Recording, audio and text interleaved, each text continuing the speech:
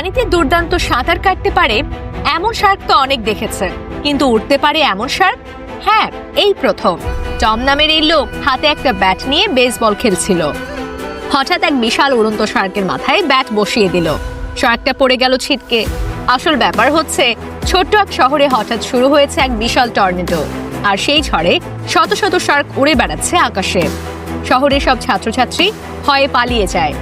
তারা ভাবে মেট্রোর ভেতর গেলে বুঝি বাঁচা যাবে, তাই সবাই একসাথে মেট্রো স্টেশনে গিয়ে ঢুকে পড়ে। কিন্তু ঠিক তখনই টানেলের ভেতর দিয়ে হঠাৎ করে ট্রিলিয়ন লিটার পানি ঢুকে পড়ে। মেট্রো ঝাঁকুনি দিতে শুরু করে। জনি পিছনে তাকিয়ে দেখে একটা বিশাল শার্ক মেট্রোর পেছনে। সে সঙ্গে সঙ্গে চিৎকার করে, পালাও, শার্ক আসছে। সবাই দৌড়ে আরেক কামরার দিকে চলে যায়, কিন্তু এই ফাঁকে একজন সাহসী ট্রাফিক পুলিশ জানালা দিয়ে উঁকি মারে আর দেখতে পায় শার্ক একদম তার মুখের সামনে। পরের সেকেন্ডে জানালা ভেঙে শার্ক ঢুকে পড়ে মেট্রোর ভেতর। ভাগ্য ভালো, ব্যাট হাতে এক লোক সাহস করে শার্ককে তাড়িয়ে দেয়। এদিকে পুরো মেট্রো স্টেশনে শার্ক ঘুরে বেড়াচ্ছে, যাত্রীদের একের পর এক কামড়ে ধরছে। জনি কিন্তু হাল ছাড়ে না। সে তার ব্যাট চালিয়ে শার্ককে কাবু করে ফেলে। তারপর বেঁচে যাওয়া কয়েকজন বন্ধুকে নিয়ে উঠে আসে রাস্তায়। এদিকে লিসা আর এমা নামের দুই মেয়ে ফিশিং ট্রিপে গিয়েছিল। তাদের গায়েও হঠাৎ এক শার্ক এসে পড়ে। এমা পড়ে গেলে লিসা ব্যাগ থেকে বের করে একটি ইলেকট্রিক স্টিক আর শার্ককে শক দিয়ে তাড়িয়ে দেয়। সারা শহরে দেখা দিয়েছে চরম অরাজকতা। লোকজন পাগলের মতো পালাচ্ছে। প্রপার্টি ডিলার মিস্টার কেভিন পর্যন্ত চিৎকার করে 2 টাকায় বাড়ি বেচে পালাতে চাইছে, কিন্তু কেউ কিনছে না।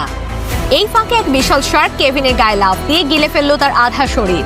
কেউ দৌড়ে পালাচ্ছে, কারো সুটকেস পড়ে যাচ্ছে। জর্জ তার সুটকেস পোড়াতে গিয়ে দেখে স্ট্যাচু অফ লিবার্টির ভাঙা অংশ উড়ে আসছে তার দিকে, আর এক সময় সে নিচে চাপা পড়ে চিপসে পরিণত হয়। এই ভয়াবহ দৃশ্য দেখে বাকি মেয়েরা দৌড়ে পালায়। একটা মেয়ে গাড়ি চালাতে শিখেছে মাত্র, তাই গাড়ি চালিয়ে পালাতে গিয়ে একটা বৈদ্যুতিক খুঁটির সাথে ধাক্কা খায়, কিন্তু তারপরেও তারা বেঁচে যায়। এদিকে শহরে সমুদ্রের পানি ঢুকে পড়েছে। সব গাড়ি ভেসে যাচ্ছে, আর শার্কেরা গাড়ির পাশে ঘুরে ঘুরে বেড়াচ্ছে।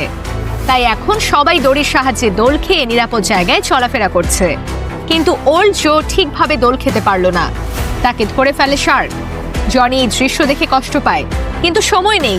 সে তার ওয়াটার ওয়াক নিনজা মুভ দিয়ে জলের উপর দৌড় দিয়ে নিরাপদ জায়গায় পৌঁছে যায়। সবাই একটু স্বস্তি পেল, কিন্তু ততক্ষণে আরেকটা বড় শার্ক টর্নেডো চলে আসে। এবার কি হবে তাদের?